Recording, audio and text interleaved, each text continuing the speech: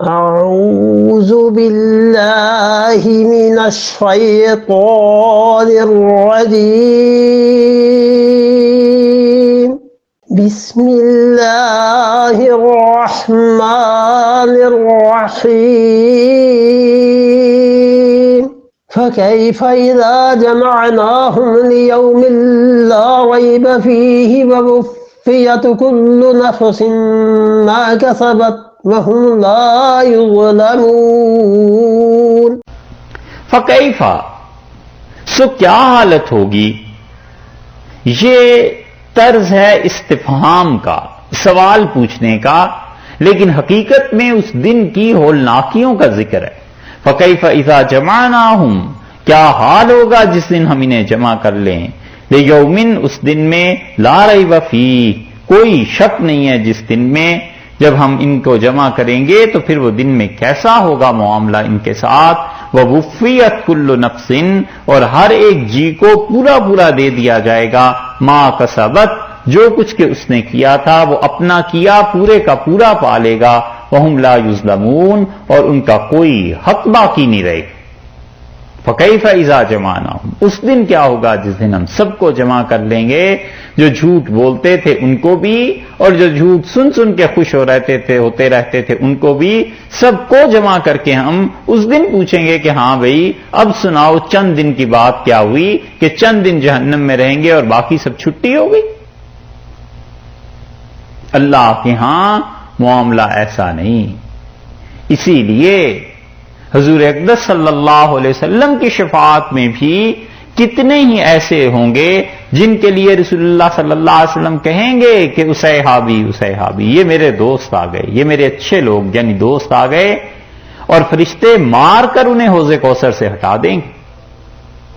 صحیح مسلم میں آیا ہے، رسول اللہ صلی اللہ علیہ وسلم فرمایا میں حوض کوثر پہ بیٹھا ہوں گا اور کچھ لوگ آئیں گے اور میں انہیں دیکھوں گا اور میں کہوں گا اصحابی اصحابی، میرے دوست آ گئے ہیں، میرے دوست آ گئے، اور فرشتے انہیں ماریں گے اور میرے پاس سے ہٹا دیں گے اور کہیں گے انک لا تدری ما احدثوا بعدک، آپ کو پتہ نہیں آپ کے بعد انہوں نے آپ کے اس دین کو کتنا بگاڑ دیا، کیا کیا چیزیں انہوں نے شروع کر دی تھیں.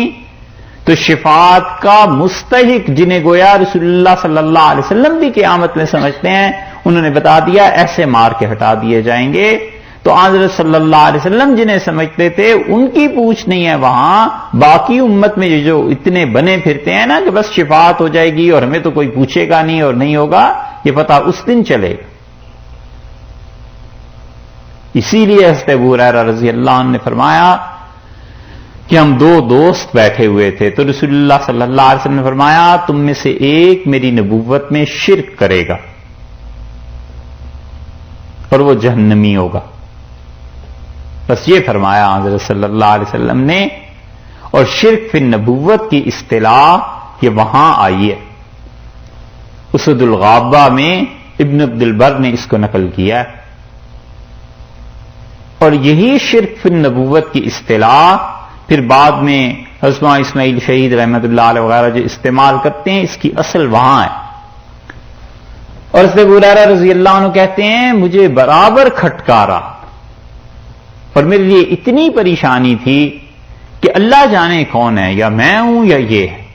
یہاں تک کہ مسیلمہ کذاب نے جب نبوت کا دعویٰ کیا اور یہ اس کے پاس چلا گیا اور اس کی نبوت کی تصدیق کی اور اس نے کہا کہ مسیلمہ بھی شریک ہے رسول اللہ صلی اللہ علیہ وسلم کے ساتھ نبوت میں علیہ باللہ، اور وہ مر گیا اس پہ، تب مجھے اطمینان ہوا کہ جو ارشاد فرمایا تھا تم دو میں سے ایک، وہ ایک مر گیا. یہ حال ان صحابہ رضی اللہ عنہ کا ہے. اس لیے وہ لوگ جو اس غرے میں رہتے ہیں نا کہ بس بچ جائیں گے، یہ ہو جائے گا یہ ہو جائے گا، یہ قصے کہانیاں ان کے سہارے نہیں رہنا چاہیے. عملی زندگی بنانی چاہیے کہ میں عمل کیا کر رہا ہوں. اسی لیے شفاعت کی ساری احادیث میں آیا ہے، طویل احادیث میں فَيَحُدُّ لِي حَدًّا، اللہ میرے لیے حد مقرر کر دے گا کہ بس اس حد تک اگر گناہ ہے تو آپ سفارش کر لیجئے، اس سے زیادہ ہیں تو پھر نہیں. یہ ہے چیز. یہودیوں کو یہ چیز مار گئی. ان کی 8ویں 9ویں 10ویں صدی کے حالات آپ پڑھیں تو ان کے ہاں مستقل شعبے قائم ہو گئے تھے، اور کلیسا چھاپ چھاپ کے دیتا تھا چیزوں کو، لکھ لکھ کے، حتیٰ کہ بعد میں جب پریس آیا ہے تو یہ باقاعدہ مغفرت نامے چھپتے تھے کہ تم بخشے گئے ہو، پیسے دو مغفرت نامہ لے لو، پیسے دے دو نمازیں معاف کرا لو، پیسے دے دو روزے معاف کرا لو۔ ہمارے ہاں اسماعیلیوں میں اب بھی ہے کہ پیسے دے دو اور اس کے مقابلے میں روزوں کو معاف کرا لو، حج کو معاف کرا لو، جو چاہو کر لو۔ وہ پیسہ ہے اصل۔ اللہ کے ہاں سمجھتے ہیں کہ یہ تجارت کام آ جائے گی۔ اللہ نے فرمایا فَكَيْفَ إِذَا جَمَعْنَاهُمْ لِيَوْمٍ لَا رَيْبَ فِيهِ، اس دن کیا ہوگا جس دن ہم سب کو جمع کر لیں گے، کوئی شک نہیں ہے اس میں، اس دن کے آنے میں ہر ایک جان کو وہ جو اس نے کیا ہے اپنا کیا پورے کا پورا مل جائے گا، جو گناہ کیے ہیں وہ بھی، جو نیکیاں کی ہیں وہ بھی۔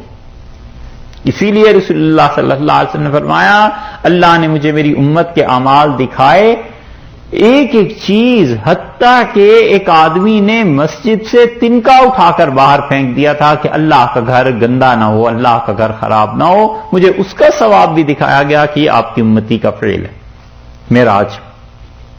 تو سب چیزیں پوری ہو جائیں گی۔ ہم لا یظلمون، اللہ نے فرمایا ہے کہ ان کا کوئی حق باقی نہیں رہے گا، کوئی ظلم نہیں ہوگا، جو کرتے رہے وہاں جا